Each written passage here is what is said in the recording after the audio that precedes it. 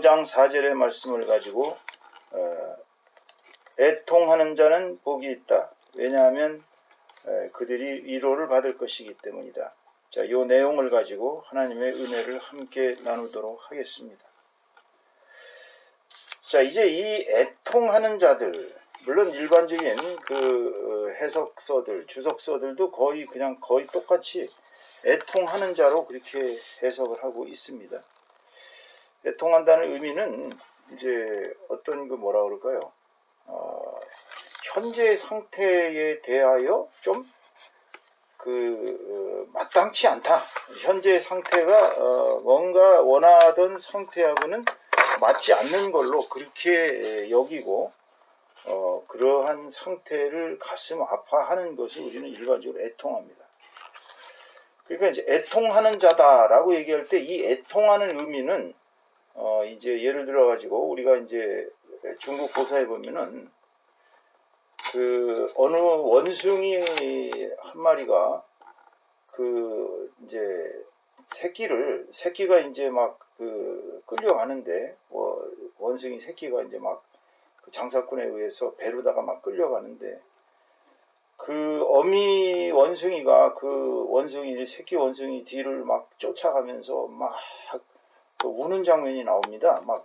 근데 우는 것이 일반적으로 막 그저 이렇게 눈물을 흘리는 뚜덕뚜덕 흐리는 것이 아니라 그냥 막 가슴이 찢어지도록, 그러니까 간장이 녹아들도록 그렇게 운다고 합니다. 그래서 그 원숭이 새끼가 이제 배를 타고 이제 해안을 떠나자 그 어미 원숭이가 완전히 정말 창자가 끊어듯이 울어서 나중에는 결국은 죽었습니다. 결국은 사람들이 그 원숭이 배를 갈라보니까 창자가 녹아 들어갔다고 합니다. 이것이 우리가 말하는 애통입니다. 자식을 잃은 원숭이도 그렇게 애통해서 창자가 끊어지도록 그렇게 우는데, 우리가 이제 운다고 얘기했을 때는 여러 가지 세상에 원인이 있겠지만 애통하겠지만, 이제 일반적으로 이 애통은 하나님과의 거리가 두어졌을 때, 그러니까 하나님에게 다가가지 못했을 때, 그러니까 이제 크게 얘기하면 죄죠. 그게 죄가 이제 하나님과 우리 사이를 막았을 때 그것에 대한 고통, 하나님과의 가까이 다가가지 못함, 그것이 애통으로 표현이 됩니다. 또 이 세상에 죄가 만연해 가지고 그 죄를 인하여 사람들이 정의가 행해지지 않고 바람직한 세상이 생기지 못하는, 바람직한 세상이 펼치지 못하는 것에 대한 가슴 아파하는 것, 이런 것이 이제 애통이라고 보여집니다. 근데 우리 예수님께서는 이 세상 사람들의 그 생각과는 전혀 다른 그런 생각으로 산상수훈에 설교를 하고 계시는 걸 볼 수 있습니다. 사실 애통하는 자가 무슨 복이 있겠어요? 아까 처음에 얘기한 원숭이가 새끼를 잃어버려 가지고서 막 정말 창자가 끊어지듯이 우는 그런 심정이 인간에게도 있을 수 있지 않겠어요? 사람이 얼마나 자식하고의 별리, 또는 연인과의 별리, 또는 부부지간의 별리, 또 친구지간의 별리, 얼마나 가슴이 아픈 일이 많이 일어납니까? 이 세상에 있을 수 없는 일들이 너무나도 많이 일어나지 않습니까? 그럼 그 사람들이 이렇게 가슴을 치면서 가슴이 찢듯이 아프면서 애통할 때 주님은 그들을 위로하시는 거예요. 너희들은 복이 있다. 응? 너희는 위로를 받을 것이다. 여기서 말하는 위로는 내가 너를 위로할 것이다. 하나님의 약속이에요. 일종의. 이게 누가복음 그 나인성 과부의 얘기를 보면 우리가 알 수 있습니다. 누가복음 그 나인성 과부의 얘기는 정말 어떻게 본다면 되게 가슴이 아픈 얘기예요. 왜냐하면 평생을 아들만 바라보고 살던 그러한 과부가 뭐겠어요? 자식이 오직 유일한 희망 아니겠어요? 남편도 죽었고 이제는 오직 믿을 거는 아들 하나밖에 없는데 그 생때 같은 아들이 죽었단 말이에요. 그 죽은 아들로 인해서 이 어머니가 얼마나 가슴이 녹아 들어갔겠습니까? 그래서 이 어머니는 그래도 그 아들을 장사를 치르기 위해서 수많은 사람들이 그 어머니를 앞세워가지고 그 아이의 관을 앞에 메고서들 그렇게 이제 울면서 가고 있습니다. 누가복음 제7장 이제 12절 말씀해 보면은 성문에 가까이 이르실 때 7장 12절입니다. 성문에 가까이 이르실 때 사람들이 한 죽은 자를 메고 나오니 이는 한 어머니의 독자요 외아들입니다. 그의 어머니는 과부라. 그 성에 많은 사람도 그와 함께 나오거늘 할 때 13절 말씀에 보면 주께서 과부를 보시고 불쌍히 여기사 울지 말라 하시고 이랬어요. 자, 이 과부가 여기서 단순하게 울지 말라라고 표현되어 있지만 아까 얘기한 그 잔나비의 그 새끼를 잃어버린 잔나비 애미의 그 가슴 아픈 것보다 더한 가슴 아픈 상태로 이 과부는 지금 울면서 가고 있었던 거예요. 그런데 예수께서 그를 보더니 불쌍히 여기사 울지 말라 하시고 14절 말씀하니까 가까이 가서 그 관에 손을 대시니 관을 맨 자들이 서는지라. 예수께서 이르시되 청년아 내가 네게 말하노니 일어나라 하시매 죽었던 자가 일어나 앉고 말도 하거늘 예수께서 그를 어머니에게 주시니 모든 사람이 두려워하며 하나님께 영광을 돌려 이르되 큰 선지자가 우리 가운데 일어나셨다 하고 또 하나님께서 자기 백성을 돌보셨다 하더라. 지금 여기서 애통하는 자는 누구겠어요? 나인성 과부의 그 사람입니다. 그 아들을 잃어버려서 고통을 당하는 그 과부. 얼마나 괴로웠겠어요? 아까 그 원숭이 애미보다 더 아마 괴로웠겠죠. 간담이 녹아 들어갈 만큼 그렇게 고통 속에 울면서 갔는데 예수께서 울지 말라 그러면서 그를 살려주시잖아요. 이렇게 청년아 내가 네게 말하노니 일어나라 하시매 이게 바로 주님이 우리를 위로하시는 거예요. 바로 애통하는 자 여러분들 혹시 애통하는 일이 있습니까? 걱정하지 마세요. 주님께서 여러분들을 위로하실 게 분명합니다. 여러분이 주님의 제자요 주님의 친구요 주님의 백성이요 하나님의 아들 딸인 이상은 애통하시면 애통하실수록 그 애통이 정말 가슴이 찢어지듯이 애통하면 애통할수록 주님은 여러분들을 위로해 주신다는 이 역설 죽은 자까지도 살리시는 주님이 못하실 일이 뭐가 있겠어요? 그분이 여러분들을 위로하신다는 사실을 잊지 말으시기 바랍니다.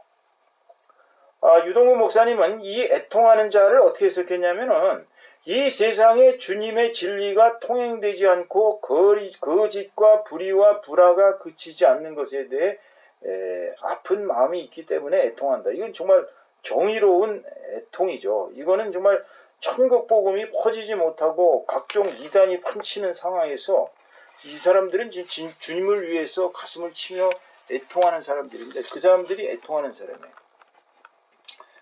그래서 이광수 목사는 또 이 부분에 대해 애통을 어떻게 해석했냐면 영적 가난으로 인해 앞에 얘기했잖아요. 영적으로 빈곤한 자는 복이 있도다 하늘나라가 저희 것이며 그랬거든요.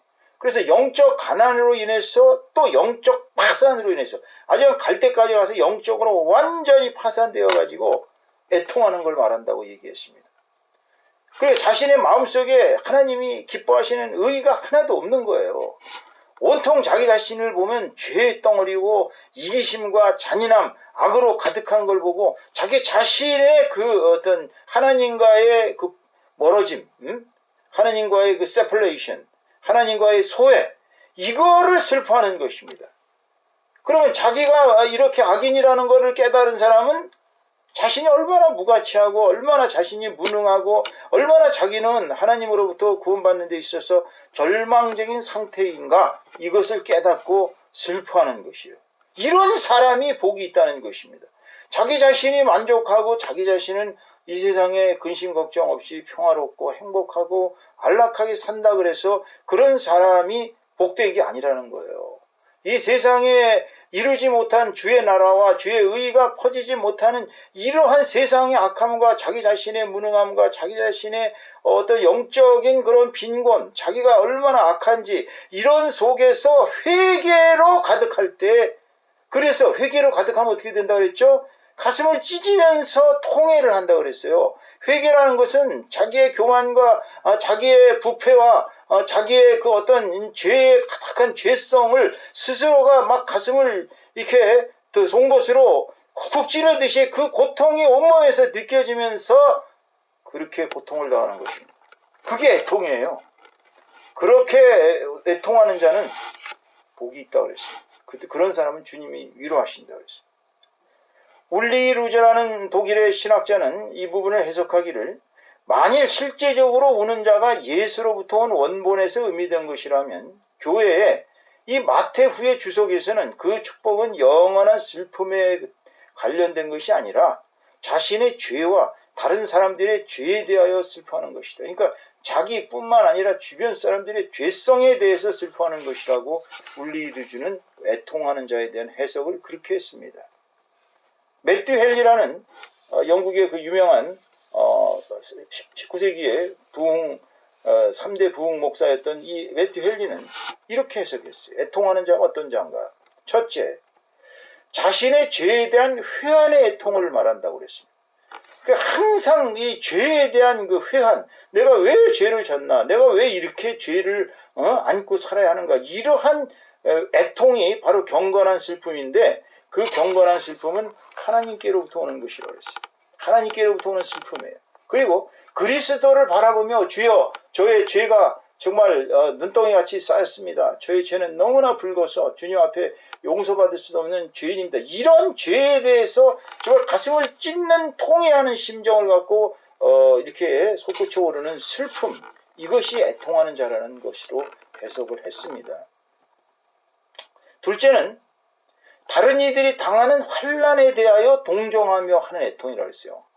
사실 우리 주변에 보면 얼마나 환난 당하는 자들이 많습니까? 우리는 그래도 행복한 것을 감사해야 합니다.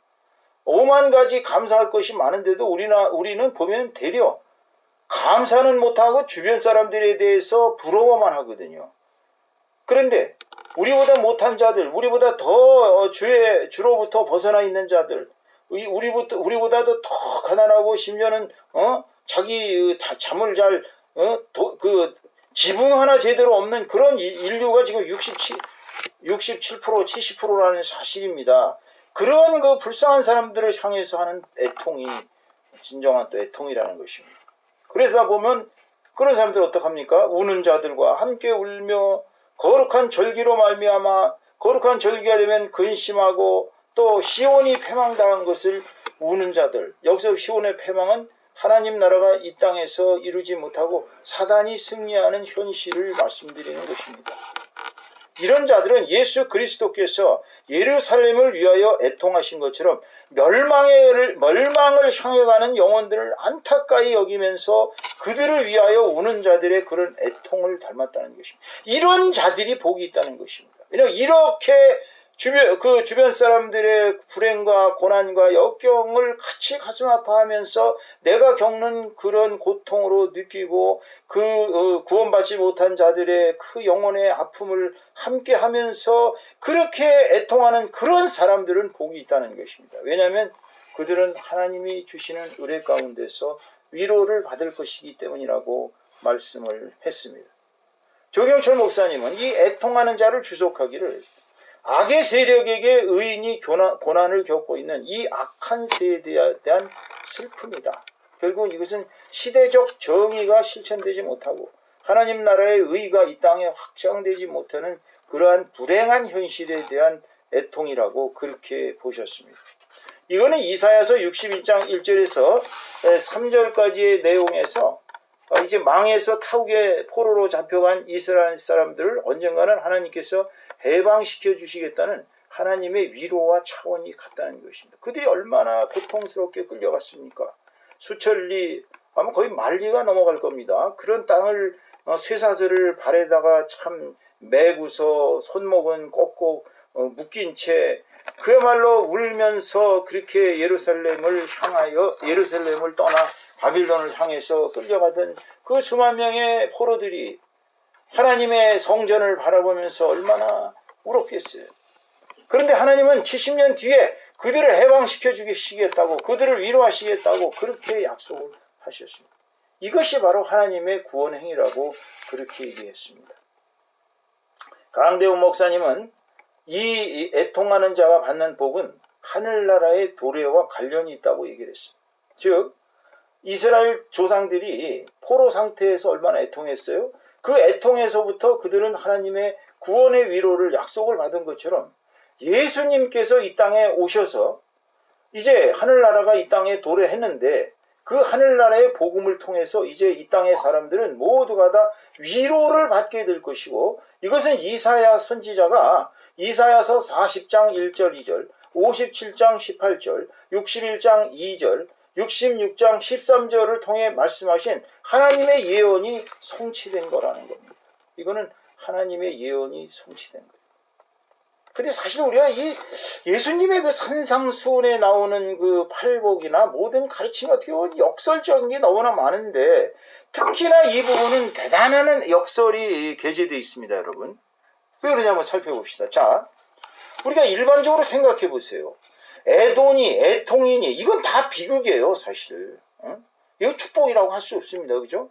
누가 애통하는 자를 가가지고서 지금 부모가 죽었어요. 교통사고로 부모가 죽어서 아이고 대고 울고 있는데 축복 받으셨습니다. 이럴 수는 없는 거 아니겠어요? 그죠? 그다음에 애인한테 버림받아가지고 정말 가슴을 찢듯이 고통당하고 있는 청년한테 가서 젊은이여 슬퍼하지 마세요. 청년은 축복을 받은 것입니다. 이렇게 할 수는 없거든요. 그건 일반적인 상식과는 전혀 다른 얘기예요. 세상에서는 부귀영화를 누리는 사람, 즉 현세에서 온갖 건강의 축복을 받고 물질의 축복을 받고 세상적인 권세와 명예를 누리는 사람을 우리는 이 세상에서 복받은 사람이라고 합니다. 사실 구약에서 말하는 복되도다 하는 이 축복은 사실은 이런 현세적인 축복의 개념이 강했어요. 구약시대에 영적인 그런 그 축복을 잘못 해석해가지고 구약시대 이스라엘인들은 현실적으로 악착같이 돈을 잘 모으고 악착같이 성전을 짓고 악착같이 하나님 나라에 자기네들이 선택받은 선민이라는 것을 뻐개기 위해서 옷도 똑같이 검은 양복에 흰 와이셔츠를 입고 새카만 중절모를 쓰고 똑같이 그러고 다녔어요. 티를 냈다니까요. 그렇게 지금도 여러분 보스턴에 가보면요, 보스턴 시내에 곳곳에 있는 유대인 시너가그 유대인 회당에 가보면 똑같은 복장을 입고 똑같이 나 유대인이야 하면서 이렇게 잘난 척하는 유대인들이 얼마나 많은지를 모릅니다. 그 사람들은 정말 하나님께서 주시는 애통하는 자가 복이 있다는 그러한 그런 영적인 그런 그 하나님의 특전을 잘못 해석했어요. 동양에서 또 어떻습니까? 동양에서 말하는 오복은요, 첫째는 장수입니다. 오래 사는 걸 복되두다 그랬어요. 두 번째는 부유하게 사는 것입니다. 재산이 많아가지고 막 부유하게 사는 거예요. 셋째로는 신체가 강건한 것입니다. 그게 복된 사람이라고 했어요. 넷째로 덕이 많은 거예요. 좋은 덕을 가지고, 그러니까 덕이라고 얘기하는 것은 자기의 인품적인 덕, 동시에 주변이 인덕이 많아갖고 오는 사람들마다 이 사람에게 복을 가져다주는 막 그러한 사람들을 덕을 가진 사람이라는데, 이런 사람이 복되다고 그랬어요. 마지막으로는 제 명을 다 살고 죽는 그것을 복되다고 했습니다.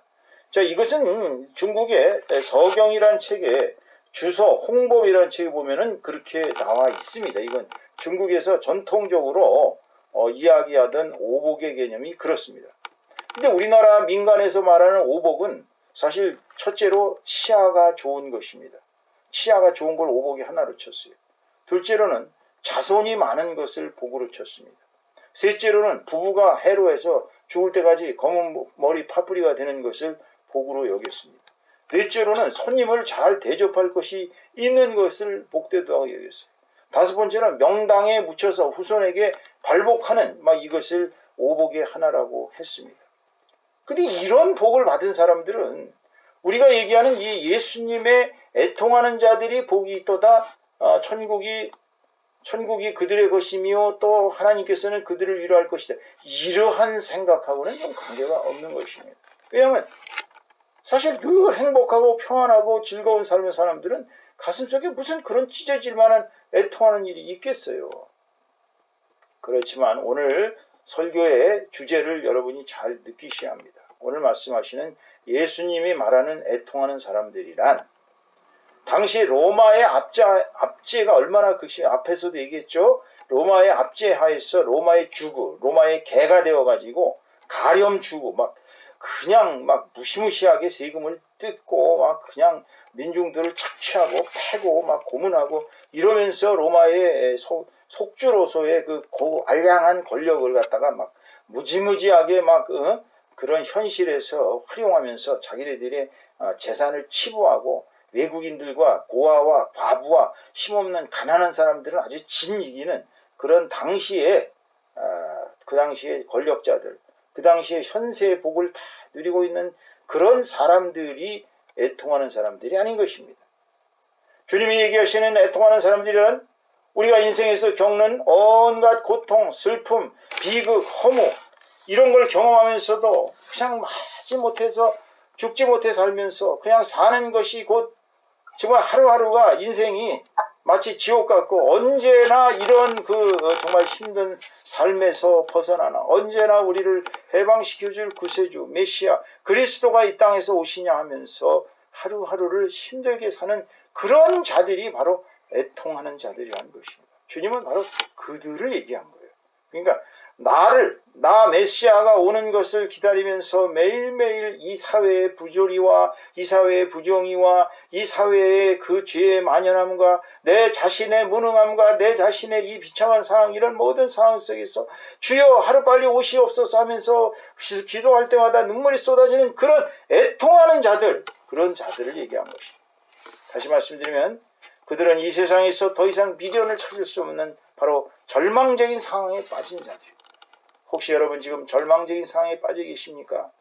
슬퍼하지 마십시오. 주께서 여러분들을 위로해 주실 것입니다. 그리하여 여러분이 지금 가난하고 헐벗고 굶주리고 매맞고 시달리며 뼈 빠지게 일해도 손에 움켜쥐는 것은 그저 목구멍에 풀칠할 정도의 가진 것밖에 없는 그런 힘도 없고 배경도 없고 소망이라고는 오직 저 세상에 메시아만을 기다리는 그런 슬픔에 잠겨 사는 여러분들이 바로 애통하는 자들이라는 것입니다. 여러분 그들은 복이 있다고 했습니다. 왜? 바로 그들이 예수께서 선포한 천국 이미 예수님이 이 땅에 오심으로 말미암아 천국은 이미 이 땅을 침노하고 있습니다. 여러분 천국이 이미 점점점 확장돼서 지금 이미 인구의 70억 인구 중에 거의 25억 명, 30명이나 되는 인류가 지금 거의 예수 그리스도를 구세주로 받드는 천국이 지금 확장되어 있습니다. 이 천국의 시민들은 바로 애통하는 사람들인 것입니다. 여러분이 이 현실에서 애통하고 계시다면 여러분 슬퍼하지 마십시오. 하나님께서는 그런 자들로부터 천국 백성으로 받아들이신다고 그랬어요. 그래서 그들로부터 그들의 눈에 눈물을 씻겨주고 치유해주고 아픈 거 치유해 주십니다. 여러분이 지금 병자이십니까? 어디 아프세요? 어디 고통스러우세요? 기도하세요. 그런 분들에 대해서 치유해 주시겠다고 약속했습니다. 여러분이 영적으로 지금 귀신에 의해 고통당하고 있습니까? 여러분이 지금 가난과 굶주림과 이 세상의 절망과 이런 걸로 여러분들이 고통당하고 계십니까? 다 회복시켜 주시겠다고 주님께서는 약속하셨어요. 주님께서는 우리가 그분의 백성이 되었을 때 그분의 제자가 되었을 때 그분이 십자가에서 흘리신 피의 보혈로 우리 모든 죄악을 맑게 씻기고 우리를 새로운 천국 시민으로 맞아서 우리에게 영생의 큰 기쁨과 행복을 약속하셨습니다. 여러분 이 이상가는 복이 어디 있습니까? 여러분이 지금 아무리 이 세상에 고통스럽고 괴로워도 여러분이 바로 천국에 복받은 백성들이요 여러분이 이 땅을 떠나는 날 천국의 영원한 생명 그곳에는 슬픔도 아무런 고통도 없고 배고픔도 없고 눈물도 없고 오직 하나님과 예수 그리스도의 그 거룩하신 빛으로 말미암아 태양도 필요 없고 빛도 필요 없고 전등도 필요 없는 그런 곳에서 하나님과 예수 그리스도 어린 양으로부터 나오는 빛으로 말미암아 거기에 사는 모든 사람들은 늘 화평하고 평화스럽고 질투도 없고 질시도 없고 정말 연애에서 오는 고통도 없고 부부싸움도 없고 이 세상에 아무런 고통도 없는 근심 걱정도 없는 영원한 행복과 평화와 화평의 세계에서 살 것이기 때문에 여러분들이야말로 애통하는 여러분들이야말로 가장 큰 복을 받은 사람들이라는 것을 깨달으시고 하루하루 여러분이 애통 속에서 사시더라도 하나님께서는 여러분을 위로하시고 여러분을 치유해 주시고 여러분을 회복시켜 주시고 여러분을 영생으로 이끄신다는 사실을 굳게 믿으시고 오늘도 우리 힘차게 하나님을 바라보며 하나님을 중심으로 사는 저와 여러분 다 되시기를 주님의 이름으로 축원합니다. 축원합니다.